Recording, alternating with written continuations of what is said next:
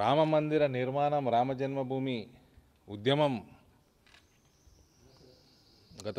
కొన్ని దశాబ్దాలుగా జరుగుతున్నప్పుడు జై శ్రీరామ్ మన స్లోగన్ ఉండే. ఇప్పుడు రామ్ లల్లా వచ్చేసిండు. రామ్ దర్బార్ కూడా అవుతుంది గుడిలో ఇంకో లెవెల్లో.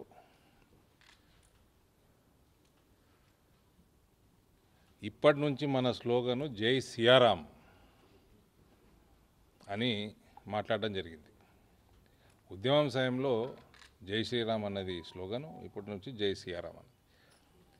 జై సియారాం తోటి మనం నిజామాబాద్ పార్లమెంటు నియోజకవర్గ ఎన్నికల క్యాంపెయిను మనం కిల్లా రామ్ మందిర్ నుంచి మొదలు పెట్టుకుంటా ఉన్నాము. సో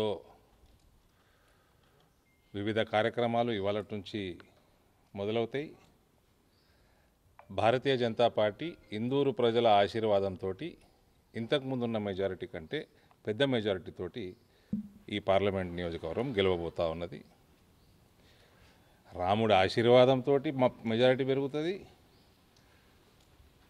పసుపు రైతుల పసుపు పంట ఏదైతే పవిత్రమైన పంట ఉందో మన హిందూ సాంప్రదాయంలో, ఆ పసుపు కోసం చేసిన సేవలకు కూడా ఆశీర్వాద బలంతో భారతీయ జనతా పార్టీ ఇందూరు పార్లమెంటులో భారీ మెజారిటీ సాధించి నరేంద్ర మోదీ గారికి బహుమతిగా ఇవ్వబోతా ఉంది.